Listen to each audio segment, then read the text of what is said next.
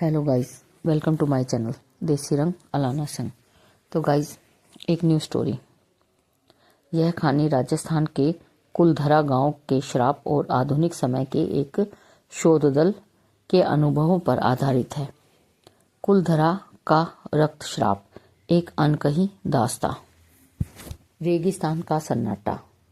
जैसलमेर की तपती रेत के बीच बसा कुलधरा गांव आज एक खंडहर मात्र है, लेकिन इसकी दीवारों में आज भी सिसकियां और चीखें कैद हैं।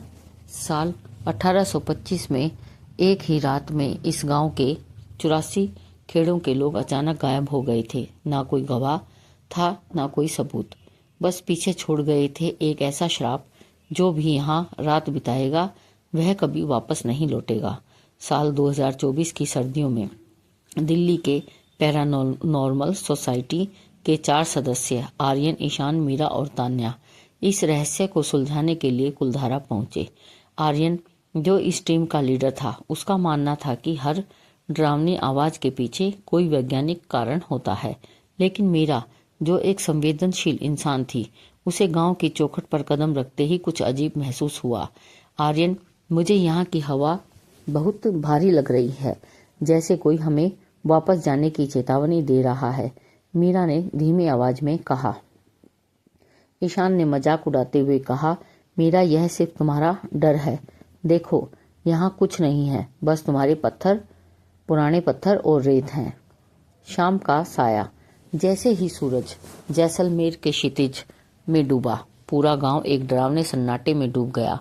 टीम ने गांव के पुराने मंदिर के पास अपना डेरा जमाया। उनके पास आधुनिक उपकरण थे, EMF मीटर, थर्मल कैमरे और वॉइस रिकॉर्डर। रात के 9 बजे थे। अचानक ईशान के हाथ में मौजूद EMF मीटर की सुई पागलों की तरह नाचने लगी। गाइस, इधर देखो, यहाँ अचानक इलेक्ट्रोमैग्नेटिक फील्ड बहुत बढ़ गई है, ईशान चिल्लाया। तभी तान्या ने थर्मल कैमरे में एक परछाई दिखी। वह परछाई किसी ऊंचे कद के आदमी की थी, जो एक टूटी हुई दीवार के पीछे खड़ा उन्हें देख रहा था। अब आर्यन ने इस तरफ टॉर्च जलाई तो वहां कोई नहीं था, सिर्फ सूखी झाड़ियां हवा में हिल रही थीं। भूतकाल की गूंज। रात के 12 बजते ही तापमान अचानक गिर गया। रेगिस्तान की गर्मी बर्फीली ठंड में बदल गई।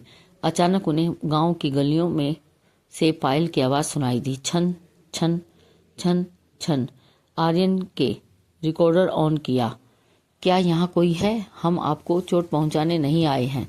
तभी रिकॉर्डर ने से एक भारी और डरावनी आवाज निकली।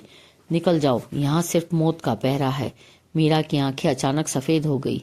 वह किसी सम्मोहन में थी। वह धीरे धीरे गांव की उस पुरानी हवेली की तरफ बढ़ने लगी, जो दीवान सालेम सिंह की हवेली मानी जाती थी। मीरा, रुको। तान्या ने उसे पकड़ने की कोशिश की, लेकिन मीरा में उस वक्त अद्भुत ताकत थी। उसने तान्या को एक तरफ धकेल दिया और हवेली के अंधेरे तहखाने की ओर चली गई। तहखाने का रहस्य। हवेली के अंदर की हवा में सड़े हुए मांस और पुरानी मिट्टी की गंध थी। टीम मीरा के पीछे पीछे तहखाने में पहुंची। वहां उन्होंने देखा कि दीवारों पर पुरानी भाषा में कुछ लिखा हुआ था। अचानक एक अदृश्य शक्ति ने हवेली का भारी पत्थर का दरवाजा जोर से बंद कर दिया। अब वे चारों अंदर कैद थे। दीवारों से खून जैसा गाढ़ा तरल पदार्थ टपकने लगा। ईशान की टॉर्च की रोशनी में उन्होंने देखा कि वह दर्जनों परछाइयां खड़ी थी। वे उस गांव के पूर्व निवासी थे, जिनकी रूहें आज भी उस श्राप की वजह से वहीं भटक रही थी। इन्हें बलि चाहिए। मीरा की आवाज अब उसकी अपनी नहीं थी। उसकी आवाज भारी और डरावनी हो चुकी थी। तुमने हमारी शांति भंग कर दी है। बचने की छटपटाहट। आर्यन को समझ आ गया था कि कोई सामान्य भूत प्रेत का मामला नहीं है, यह सदियों से पुराना गुस्सा है। उसने अपने बैग से वह पुरानी किताब निकाली जो उसने कुलधरा के इतिहास पर पढ़ी थी। श्राप को तोड़ने का एकमात्र तरीका था उस जगह की मिट्टी को वापस उन्हीं रूहों को सौंप देना और वहां से कुछ भी बाहर ना ले जाना। ईशान के पास एक पुरानी तांबे की मुद्रा थी, जो उसने गांव के प्रवेश द्वार से उठाई थी। ईशान, वह सिक्का फेंको, अभी आर्यन चिल्लाया। जैसे ही ईशान ने वह सिक्का फर्श पर फेंका, पूरा तहखाना कांपने लगा। रूहों की चीखें इतनी तेज हो गई कि उनके कान फटने लगे। अचानक एक तेज रोशनी हुई और सब कुछ शांत हो गया। अधूरी कहानी। सुबह जब सूरज की पहली किरण कुलधारा पर पड़ी तो गांव का मुख्य दरवाजा खुला पाया गया। चारों दोस्त गांव के बाहर बेहोश मिले। जब उन्हें होश आया तो उन्हें रात की आधी बातें याद ही नहीं थी, लेकिन जब वे दिल्ली वापस पहुंचे तो आर्यन ने अपनी रिकॉर्डिंग सुनी। रिकॉर्डिंग में उनकी आवाज़ों के बीच एक लड़की के रोने की आवाज़ साफ सुनाई दे रही थी, जो कह रही थी, तुम चले गए पर मैं तुम्हारे साथ आ रही हूँ। आज भी उन चारों के घरों में रात को 12 बजते ही पायल की आवाज़ सुनाई देती है। कुलधारा का श्राप कभी खत्म नहीं हुआ, वह बस एक नए पते की तलाश में था। क्या आप चाहते हैं कि मैं इस कहानी ऐसी कहानियों को और विस्तारित रूप से आपके आगे पेश करूं? तो प्लीज़ मेरे चैनल को सब्सक्राइब करें, लाइक एंड शेयर करें। Thank you guys.